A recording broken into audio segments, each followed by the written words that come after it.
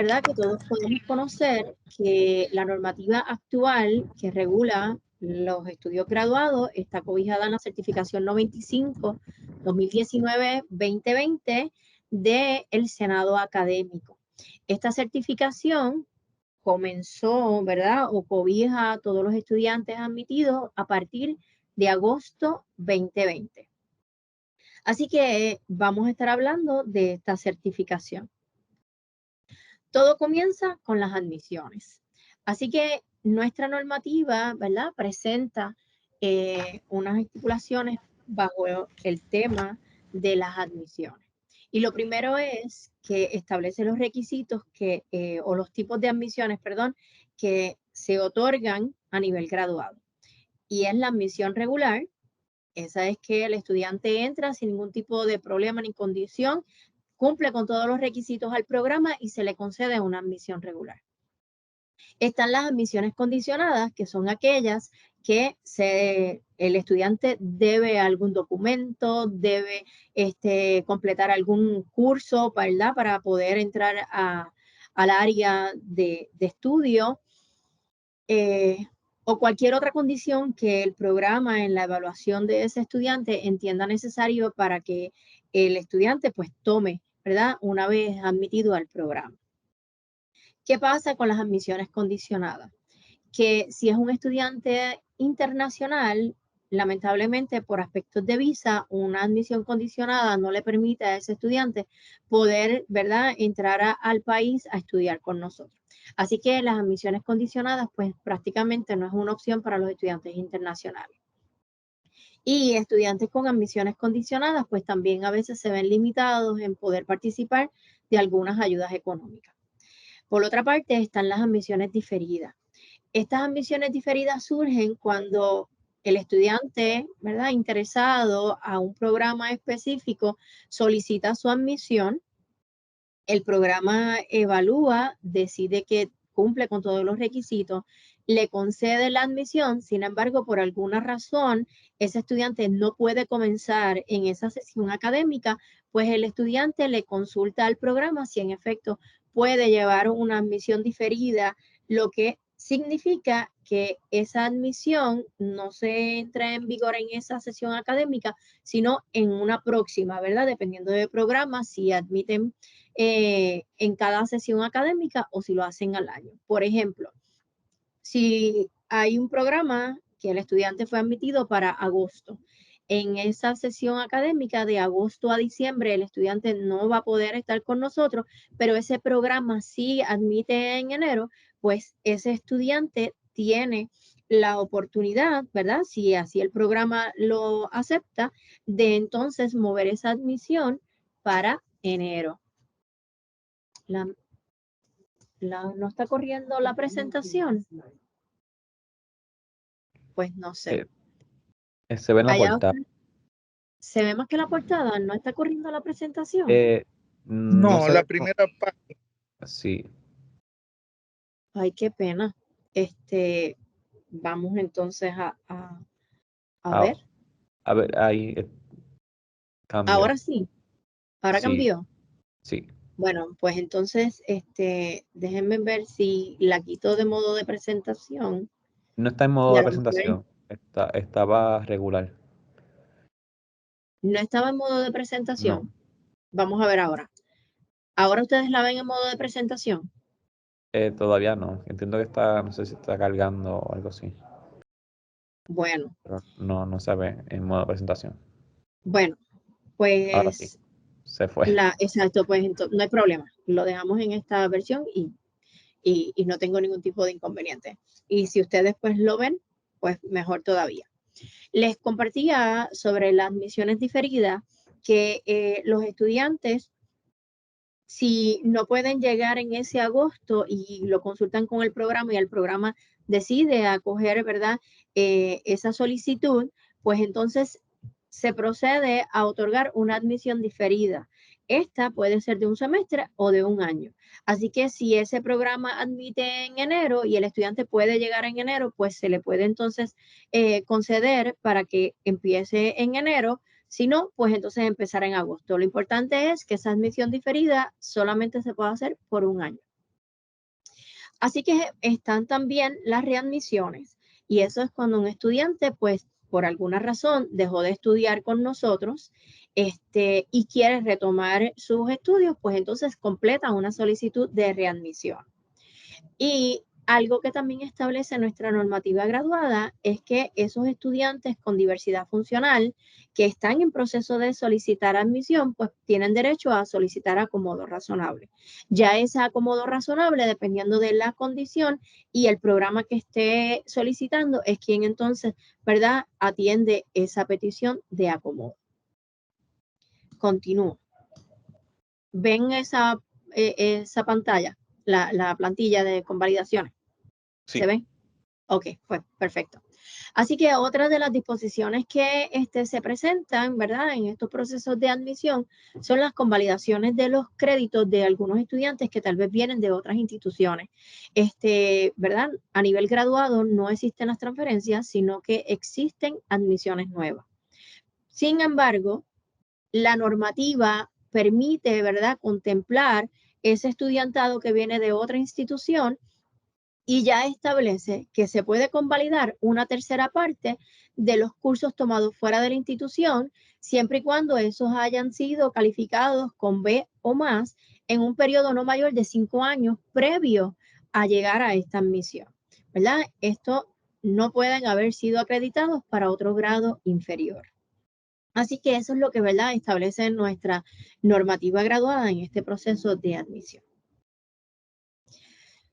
Que también establece nuestra normativa graduada. Ella define, ¿verdad?, lo que va a ser un estudiante a tiempo completo y a tiempo parcial.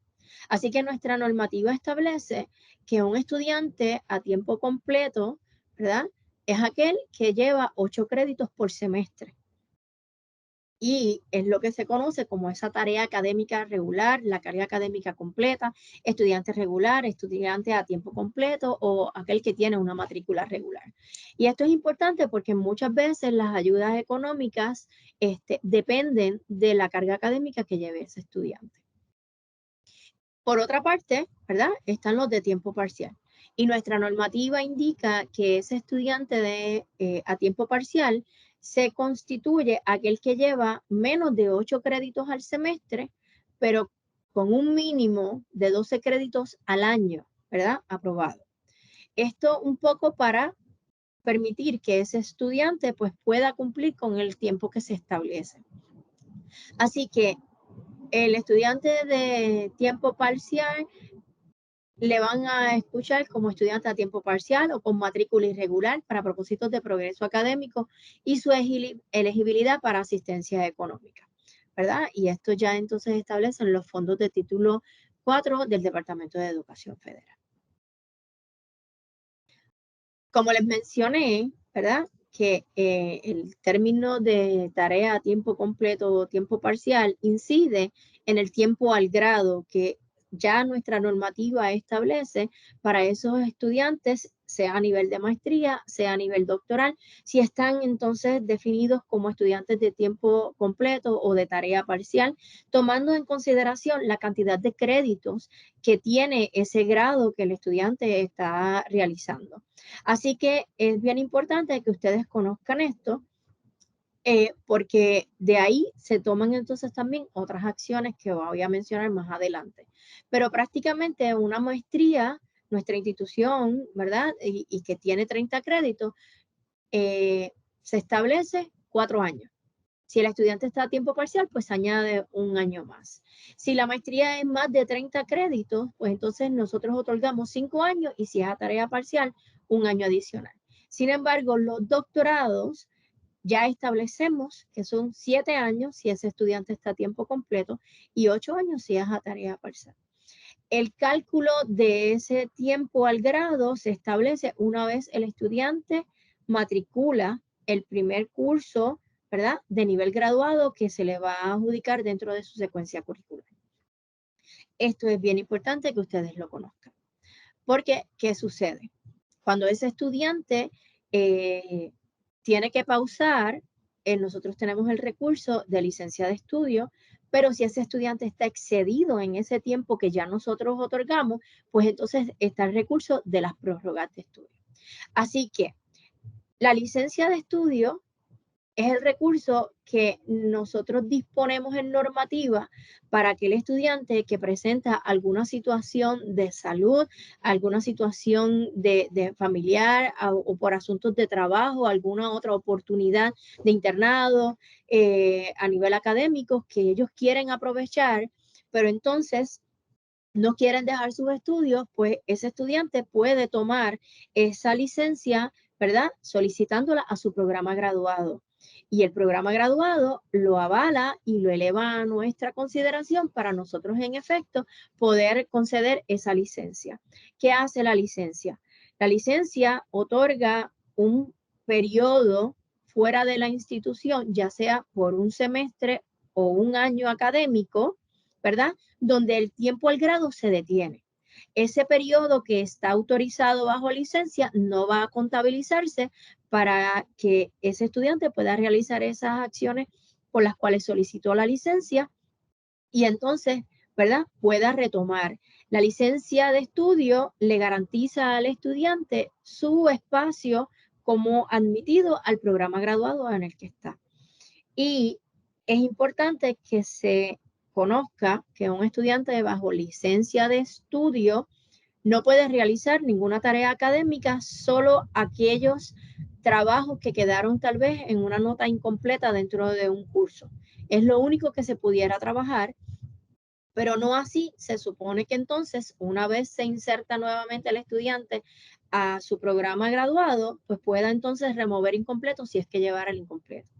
Así que otra de los aspectos es que ese estudiante, al estar bajo licencia, no necesita solicitar una readmisión al programa porque tan pronto culmina su periodo otorgado en licencia, se hacen los arreglos para que su expediente esté otra vez activo en el sistema estudiantil. Contrario a si el estudiante no cumple con este proceso, se inactiva como estudiante para volver a retomar sus estudios, tienen que entonces solicitar una readmisión al programa y lamentablemente su tiempo al grado siguió contando, ¿verdad? No hubo una pausa. Por otro lado, está lo que se conoce como las prórrogas y esta, el estudiante la solicita al programa una vez su tiempo al grado ya caducó, ¿verdad? Muchos de los estudiantes que estaban activos mientras surgió el huracán María, pasaron los terremotos, después la pandemia, muchos de los trabajos de investigación de nuestros estudiantes graduados se atrasaron, se vieron bien impactados por todos estos elementos y ahí se alteró su actividad académica y se procedieron a exceder en el tiempo al grado. Así que para estos estudiantes, ¿verdad? Se trabajaron entonces prórrogas. Claro está, no fue automático, sino que el estudiante, juntamente con ese programa graduado, se hacen esas asesorías, se identifican y entonces se proceden a solicitar unas prórrogas. Es bien importante que cuando se hace esa solicitud, venga acompañado de un plan de estudio, ¿verdad? Así que el estudiante sabe que está excedido en el tiempo al grado, somete su solicitud de prórroga al programa graduado, el programa graduado hace, ¿verdad? Esa asesoría, hacen un plan de estudio que tiene que venir firmado por ese estudiante y el mentor, en todo caso, que esté en esa etapa de investigación. Así que eso lo elevan acá a nuestra consideración. Nosotros realmente analizamos que en efecto el tiempo al grado, ¿verdad? Cómo va ese estudiante, ese plan de estudio realmente si es alcanzable para entonces otorgar. Cuando eso sucede, se hace una anotación, ya sea para el recurso de licencia de estudio como para las prórrogas en su expediente en el sistema de registrador, ¿verdad? En el sistema estudiantil. ¿Y qué sucede? ¿Por qué esto es importante? Porque ha habido ocasiones donde los estudiantes están excedidos en el tiempo al grado, continúan matriculándose en cursos, ¿verdad? Porque los programas, pues así lo han permitido. Sin embargo, cuando recomiendan ese estudiante al grado y llega a la oficina de registrador, lamentablemente, si no hay una prórroga autorizada por el DEGI, pues ese grado no se confiere. Así que, ¿verdad? Esto es bien importante que nosotros podamos tener que entender, cumplir con el tiempo al grado y estos recursos que están, ¿verdad?, disponibles para ustedes, porque entendemos que somos humanos y que suceden diferentes situaciones que alteran, ¿verdad?, nuestros planes en muchas ocasiones. Y que, en cierto modo, ¿verdad?, nosotros estamos también buscando tener unos índices de retención y graduación saludables. Así que esto es lo que se consigna, ¿verdad?, en la normativa para el estudiantado a nivel graduado. Así que otro de los aspectos que tenemos con relación a lo de las prórrogas, dice que al transcurrir el tiempo de prórroga otorgado, si el estudiante no logra terminar, deberá solicitar una nueva admisión y se podrá acreditar hasta un 30% de los créditos no caducados. Nosotros en la institución tenemos una certificación que indica, ¿verdad?, la vigencia de los cursos en un máximo como de 10 años. Así que las prórrogas se pueden otorgar por un semestre, por un año, se pudiera hacer una extensión de un año adicional, igual con las licencias de estudio, pero ¿qué pasa? Si sigue transcurriendo el tiempo y ese estudiante no logra terminar su meta académica, pues la normativa lo que está indicando es, mira, entonces vas a tener que solicitar una nueva admisión y entonces se te va a poder convalidar esta cantidad de créditos que no estén caducados, ¿verdad? Eso para, como les mencioné, poder mantener unos índices de retención y graduación saludables. Es importante que cada programa entienda, ¿verdad?, que ellos son los que están llamados a llevar estas estadísticas y tener esta cercanía y estos asesoramientos con los estudiantes. Así que lo otro que la normativa contempla y que es bien importante mencionarles es el progreso académico para asuntos de retención. Así que ya nuestra normativa establece unos indicadores para que, ¿verdad?, esos estudiantes puedan ir conociendo cómo va su caminar académicamente hablando. Porque nosotros disponemos ¿verdad?, en normativa que el estudiante graduado tiene que cumplir con un promedio académico de 3 puntos o más, ¿verdad? Esto a excepción de los estudiantes de la Escuela de Derecho, porque ahí se establece que son 2 puntos lo mínimo que ese estudiante puede tener. Así que otro de los indicadores es que ese estudiante tiene que mantener su estatus como estudiante con admisión regular, matriculado a tiempo completo o a tiempo parcial. Otra es que el estudiante está dentro del periodo de años establecidos para completar el grado y que ha cumplido con los cursos y las tareas requeridas estipuladas por su programa graduado, así como aprobar el 50% de los créditos intentados matriculados al año.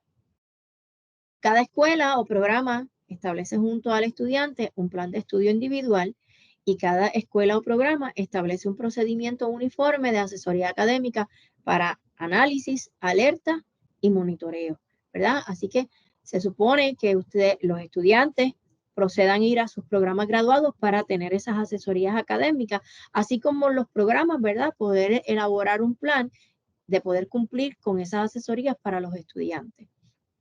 ¿Qué sucede?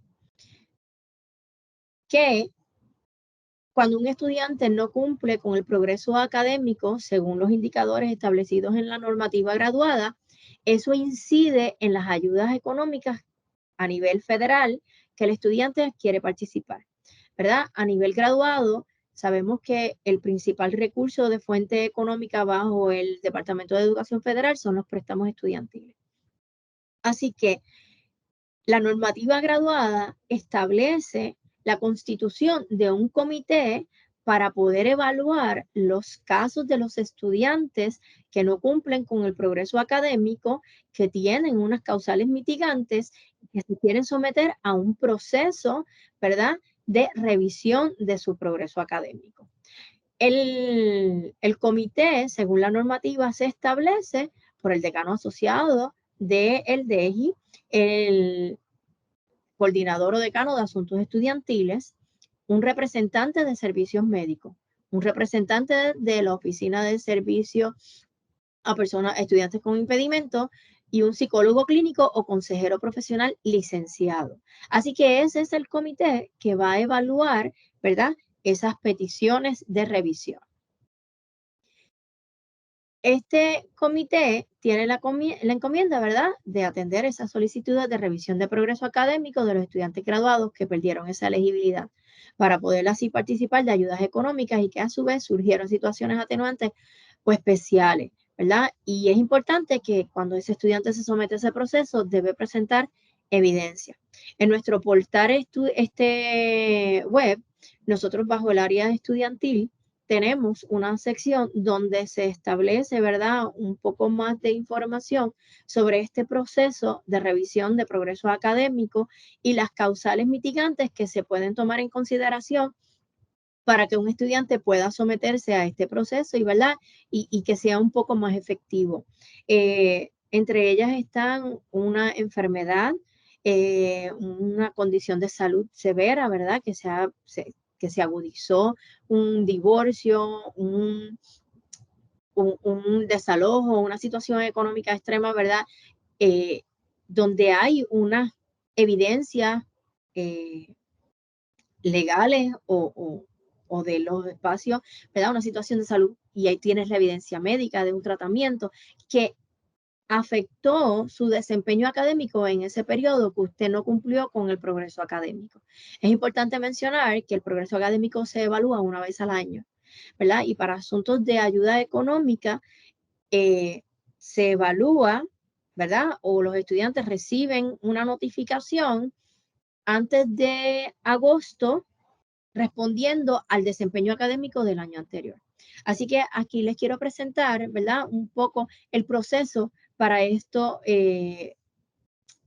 para que ustedes tengan conocimiento de cuáles son los pasos que se siguen cuando se decide someter a revisión de progreso académico. La institución notifica al estudiante de que no cumple con el progreso académico.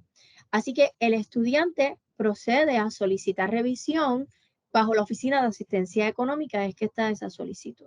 Juntamente con esa solicitud va a presentar las evidencias de por qué no cumplió con el progreso. La Oficina de Asistencia Económica, ¿verdad?, prepara el expediente y se divide aquellos que son a nivel subgraduado de los graduados, porque ellos recogen todas las solicitudes.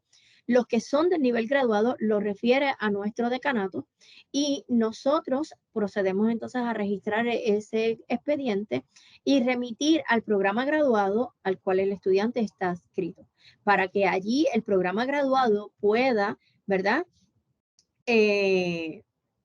citar a ese estudiante, entrevistar y desarrollar un plan de estudio. Sin el plan de estudio, este proceso es infructuoso. Así que una vez el programa graduado tiene esa dinámica con el estudiante, procede entonces a remitirnos ese expediente ya con esa otra información. Una vez el DEGI recibe ese expediente ya evaluado por el programa graduado, pues se convoca entonces al comité para poder discutir en pleno cada uno de los casos con todas las evidencias presentadas. Ahí el DEGI entonces, ¿verdad?, bajo ese comité establece recomendar a favor o no a favor esas solicitudes. En aquellos casos que la solicitud no sea favorable, pues siempre se le indica al estudiante que tiene la oportunidad de apelar dentro de un periodo limitado de 10 días, presentando una nueva evidencia, ¿verdad?, que justifique lo que está entonces solicitando. Si ese estudiante es recomendado favorablemente, pues, y está haciendo su préstamo, ¿verdad?, pues entonces eso se procede a trabajar para que ese estudiante pueda recibir el desembolso de préstamo si en efecto le corresponde, pero entonces esos estudiantes tienen que cumplir con el plan de estudio, porque ya en el segundo semestre se verifica cómo fue ese desempeño en ese primer semestre y si el estudiante no cumplió con el plan de estudio, pues entonces esa ayuda que se le concedió se corta y ya en ese segundo semestre, pues entonces no pudiera disponer de esa ayuda económica. ¿verdad? Y es importante también conocer que los estudiantes solamente pueden someterse al proceso de revisión por 2 ocasiones. Bien, continúo. Así que los estudiantes, cuando no cumplen con el progreso académico, se les cataloga como un estudiante en probatoria. ¿Qué sucede cuando un estudiante se está clasificando que está bajo probatoria? Porque no cumplió con ese progreso académico, se indica que está en un máximo de 2 semestres en probatoria. En esos 2 semestres, ese estudiante debe, ¿verdad?, mejorar sus requisitos de retención. De lo contrario, va a ser dado de baja de la escuela o el programa, ¿verdad? El estudiante. El programa puede entonces disponer de ese espacio e indicarle al estudiante, usted está en probatoria, usted no cumplió con la probatoria, pues entonces va a ser dado de baja del programa. ¿Verdad? ¿Qué pasa con aquellos estudiantes que se les dio de baja en el programa? Estos no van a poder solicitar una readmisión hasta haber transcurrido un año, ¿verdad? Tiene que estar un año fuera y entonces pudiera solicitar una readmisión o una nueva admisión. ¿Qué sucede? Que ahí el programa puede, ¿verdad?, disponer de otros requisitos para que ese estudiante cumpla, ¿verdad? O ser evaluado al momento de solicitar esa admisión o readmisión. Así que si fuese el caso de que ese estudiante va a tener una nueva admisión, ya nuestra normativa graduada indica que si ese estudiante es a nivel de maestría, se le pudiera entonces convalidar hasta 9 créditos de cursos que no hayan caducado. Y si es a nivel doctoral, 15 créditos de cursos que no hayan caducado, ¿verdad? Así que esto es importante que lo conozcan para que puedan, ¿verdad?, llevar un buen desempeño dentro de sus programas académicos. La normativa también establece cuáles son las condiciones para repetir cursos. Y entonces indica que aquellos estudiantes que están repitiendo cursos tienen 2 oportunidades. Si reprueba esas 2 oportunidades en un curso medular, el programa entonces le puede dar de baja, ¿verdad? Y por otra parte, si estamos hablando de examen de grado, el estudiante también tiene 2 ocasiones para hacer un examen de grado. Si no, pues entonces el programa, ¿verdad?, está llamado a que le pueda dar de baja de este. Y el coordinador es quien entonces informará al estudiante y a la oficina del registrador sobre esa acción de darle de baja. Otro aspecto que se establece, ¿verdad?, en nuestra normativa graduada es que los estudiantes deben cumplir con las inscripciones de tesis o disertaciones en el repositorio institucional. Nuestra normativa establece que los estudiantes, si no cumplen con ese requisito del repositorio institucional, pues no pueden graduarse porque no completaron todos los requisitos del grado, ¿verdad? Y quiero hacer hincapié porque muchas veces pensamos que los requisitos del grado solamente es la secuencia curricular, los cursos que tomo semestre tras semestre o periodo tras periodo. No, una vez usted termine, usted, ¿verdad? En aquellos casos que los programas tienen tesis o disertaciones, pues sí, el estudiante tiene que subir ese documento al repositorio institucional. Y es importante que una vez aprobada esa tesis o esa disertación, el estudiante entienda que tiene un mes para subir al repositorio institucional, ¿verdad? Y de igual forma, ay, perdón, que le di enter, perdón. Los estudiantes que están en disertaciones, pues también tienen que subir al repositorio institucional. Sin embargo, estos están llamados como requisito a subir al repositorio, a la base de datos de ProQuest, ¿verdad? Así que ese es otro de los requisitos que se establece en normativa para que el estudiante pueda graduarse, ¿verdad? Así que es bien importante que los programas y los coordinadores graduados pues puedan tener, ¿verdad?, un récord de estos estudiantes que en efecto terminan y que puedan dar un seguimiento de que dentro de ese mes pues tienen que cumplir con subir al repositorio y a la base de datos de ProQuest. A través de la red graduada, ¿verdad?, se ofrece unos webinars orientando a los estudiantes de cómo subir esos documentos a la base de datos de ProQuest, ¿verdad? Que en nuestra oficina, la señora Josefa Font es quien está, ¿verdad?, a cargo de esa encomienda sobre las inscripciones de las disertaciones en ProQuest. Las maestrías no están, ¿verdad? Las tesis de maestría no están llamadas a subir a ProQuest, pero aquellos estudiantes que así quieran, ¿verdad?, disponer de ellas en esa base de datos, pues también lo han hecho. Bien, continúo. Hablamos entonces de las calificaciones parciales. Nuestra normativa graduada establece que los profesores son responsables de llevar un proceso evaluativo, formativo y constante de los estudiantes y que debe comunicar los resultados de esa evaluación formativa a mitad de término y la sumativa una semana antes del último día de bajas parciales y totales, ¿verdad? Esto un poco hasta el momento no se ha estado trabajando a través de NEXT. No obstante, estamos verificando, ¿verdad?, cómo podemos hacer real o implementar esta disposición de normativa a beneficio de los estudiantes que puedan, ¿verdad?, conocer cómo van en sus cursos durante el semestre académico y no esperar tal vez al último momento para poder conocer cómo va en el curso. Así que esto es todo, ¿verdad? Prácticamente lo que queríamos presentar en esta mañana. Voy a abrir el espacio para las preguntas que tengan presente.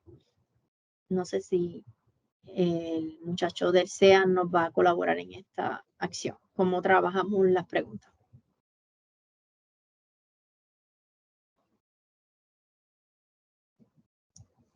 Bueno, voy entonces a ir al chat. No tengo preguntas. No sé si entonces quieran levantar manos y ahí entonces procedemos a poder, ¿verdad?, orientar. Tengo al decano Kellantu con mano levantada para que pueda realizar su pregunta. Adelante, decano. Y Sí, gracias por buenos estar días. con nosotros. Buenos días. Gracias por la presentación. Tengo una pregunta sobre la tabla de los años para completar el grado. Cuando haya una readmisión, ¿cómo concretamente se afecta esta tabla? Estamos hablando de esto que usted me está hablando. Sí, Bueno, cuando surge una readmisión, pues lamentablemente se empieza a contar desde el periodo que en el sistema estudiantil aparece como admitido al programa. Ese tiempo que ese estudiante estuvo fuera siguió contando porque para eso debió, ¿verdad?, haber solicitado una licencia de estudio. O en otro caso, si es que el estudiante solicita una nueva admisión, pues ahí empieza a contar un nuevo tiempo. Pero si es una readmisión, el estudiante, el tiempo le cuenta desde el primer momento que tuvo la admisión regular al programa.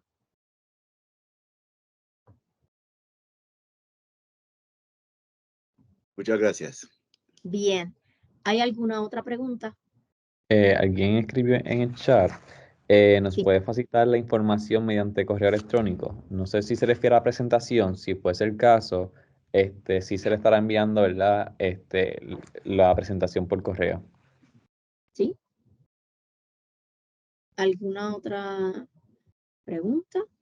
Pueden escribirla por el chat o pueden prender su micrófono. Hay otra más por aquí.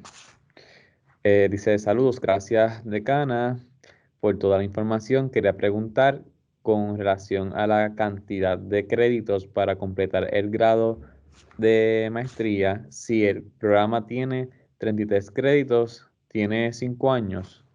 En efecto, sí. Si el estudiante está clasificado o definido como estudiante a tiempo completo, pues tiene 5 años.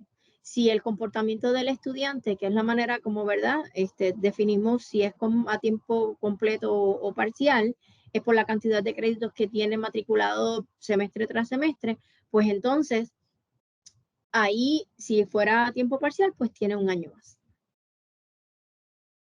Que Tenemos serían aquí a Aurora con la mano levantada, puede prender su micrófono.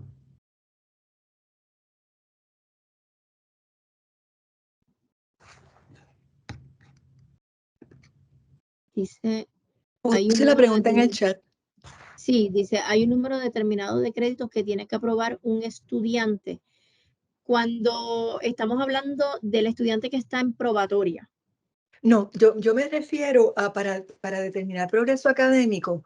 Yo sé que para fines de ayudantías económicas el estudiante tiene que aprobar pues, a tiempo completo todo el año, ¿no? Tiene que ser un estudiante a tiempo completo. Pero los estudiantes que están a tiempo parcial, para determinar que están haciendo progreso académico, ¿hay un número específico de créditos que ellos tienen que aprobar por año o eso lo determina el programa?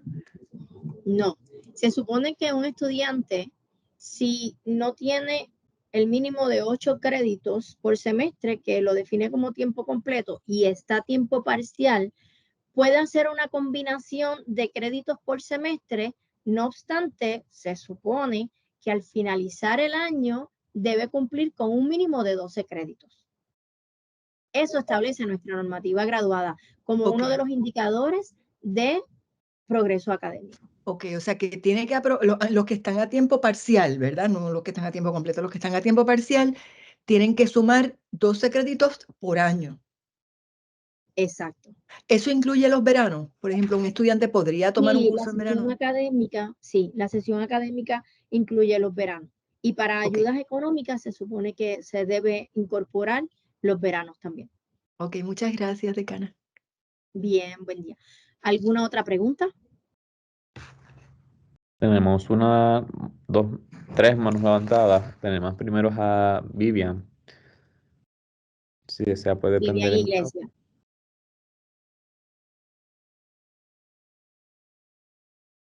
Adelante, Vivian. Tienes micrófono apagado.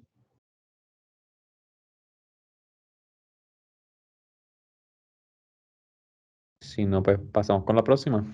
Valentín. Qué llanto. Decano. Sí, mi pregunta es sobre los estudiantes que han agotado el tiempo que tenía para completar el grado y que necesitan una prórroga.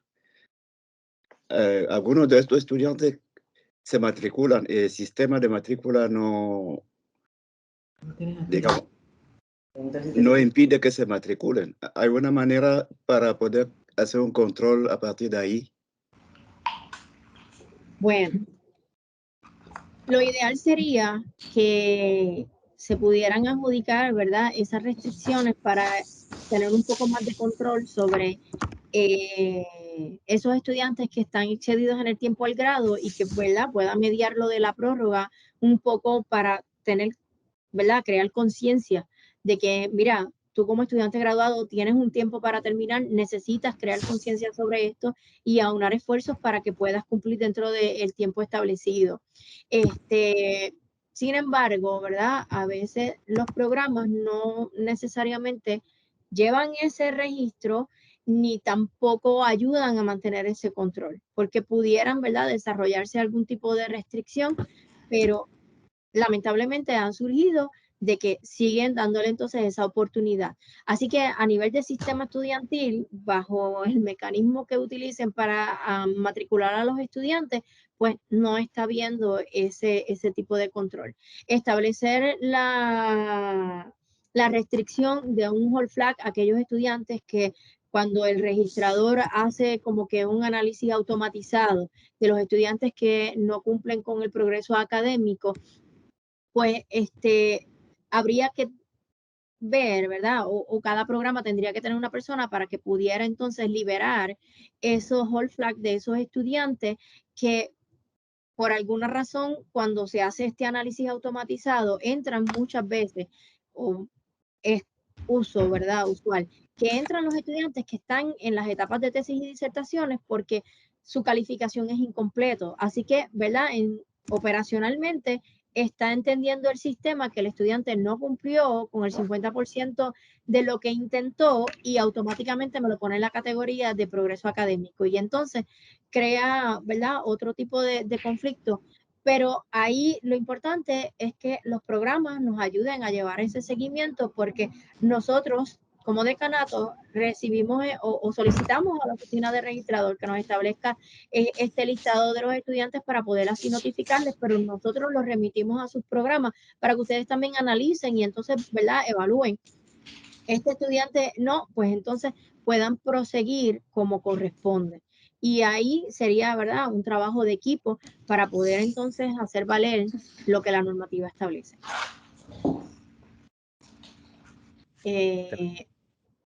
Ángela tenía mano levantada. Hola, sí, buenos días. Buen día. Gracias por la oportunidad, ¿verdad?, de estar haciendo preguntas, de crear el diálogo. Voy a hacer una pregunta que si no está relacionada directamente o si debo hablar con otra persona, pues también me pueden indicar, que es relacionado a la ayuda económica. Sé que para destinar las ayudas económicas hay un estudio de necesidad, ¿verdad?, que es realizado de manera general. Pero me gustaría saber cómo, ¿verdad?, las oficinas atienden las características y necesidades de grupos de estudiantes particulares.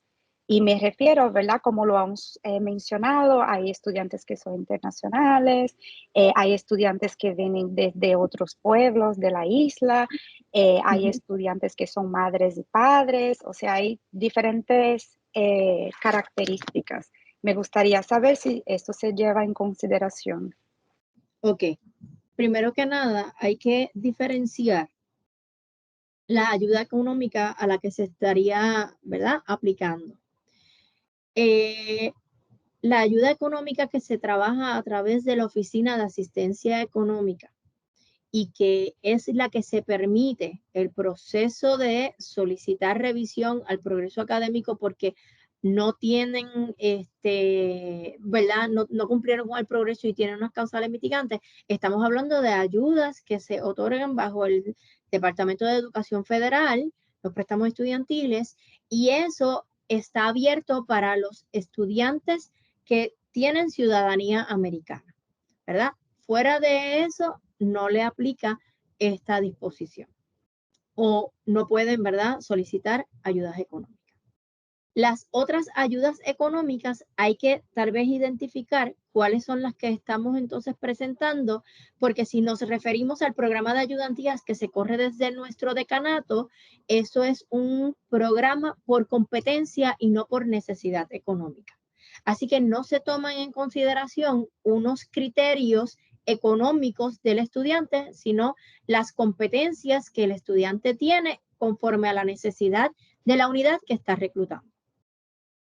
Si estamos hablando de otras ayudas que están establecidas en la institución y que puede incidir en los estudiantes del nivel graduado, como lo es el programa de jornal, pues ahí ese programa requiere unas particularidades, ¿verdad?, para que ese estudiante cumpla, y entre unas de ellas es que tenga un número de seguro social.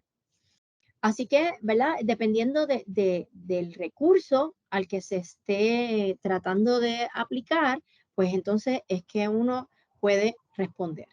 Pero todos aquellos, ¿verdad?,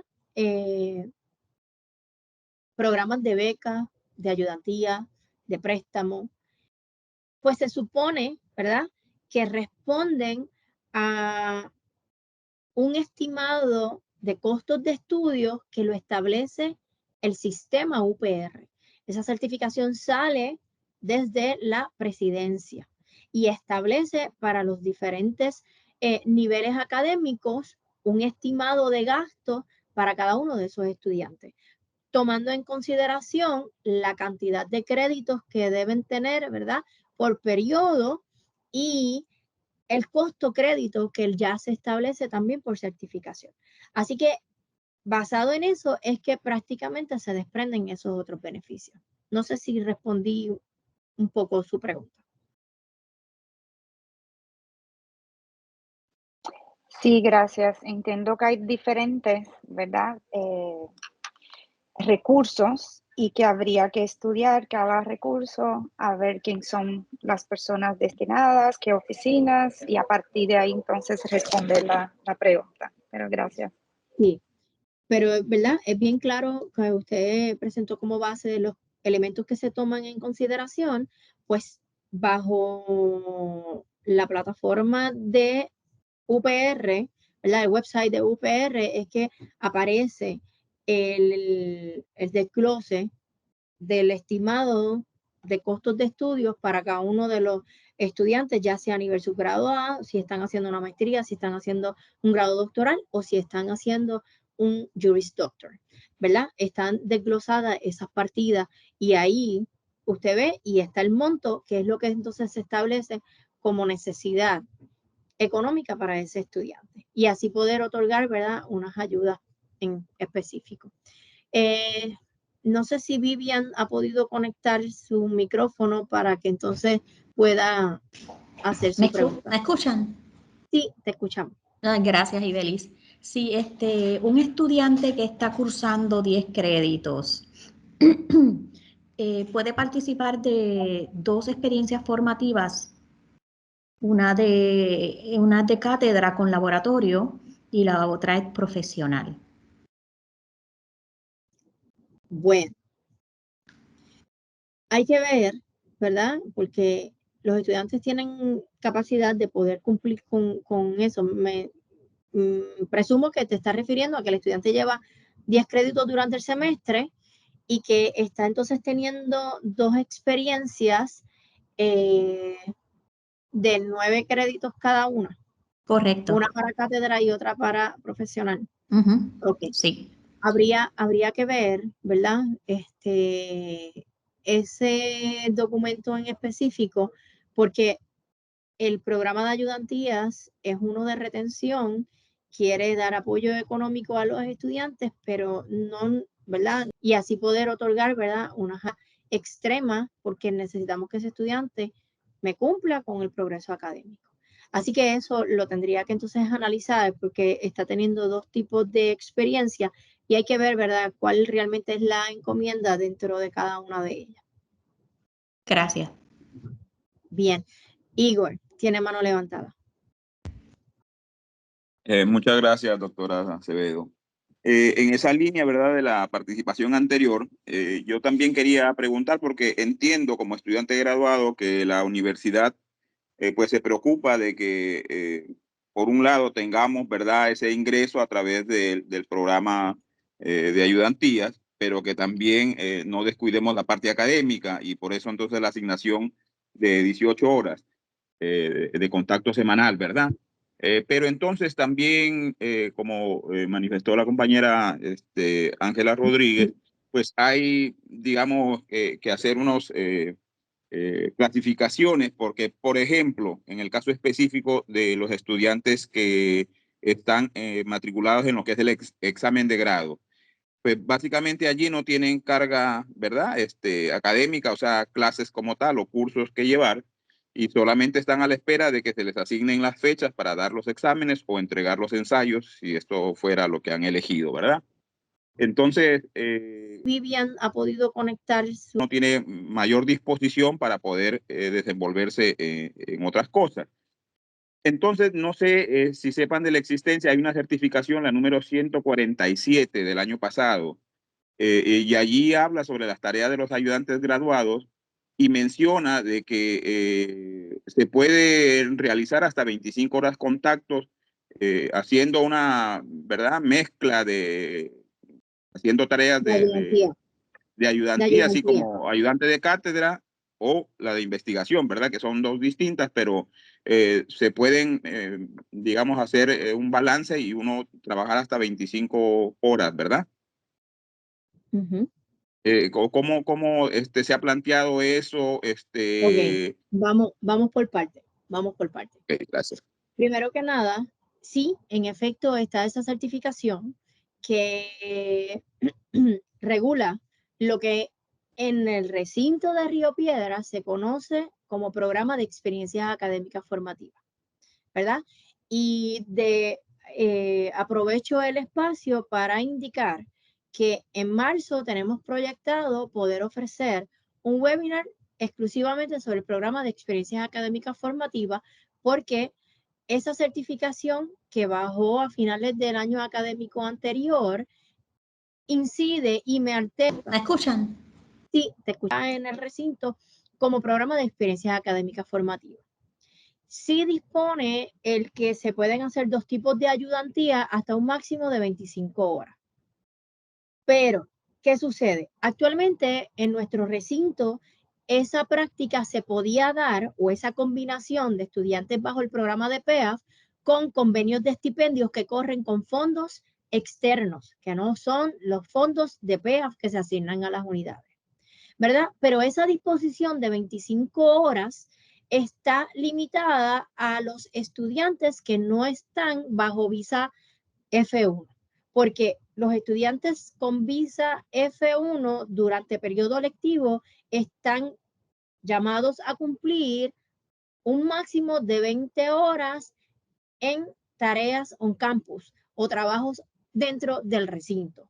Así que un estudiante que incluye un poco a esta población. Y el que los estudiantes están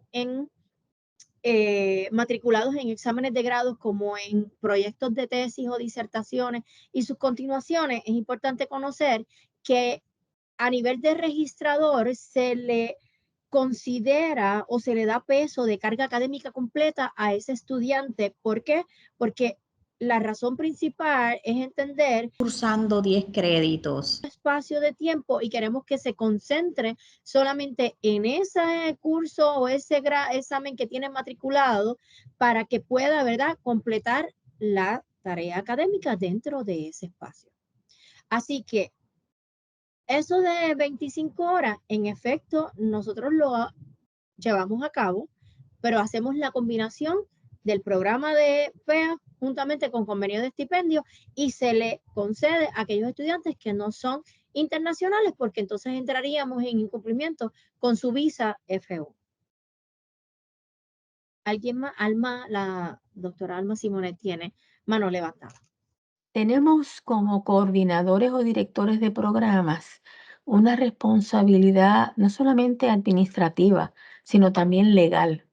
Y pues me alegro mucho que usted haya dado, ¿verdad?, este webinar porque es bien importante. Puede participar de 2. A ello, quisiera solicitarle cómo yo puedo obtener una copia de esta certificación, una copia impresa.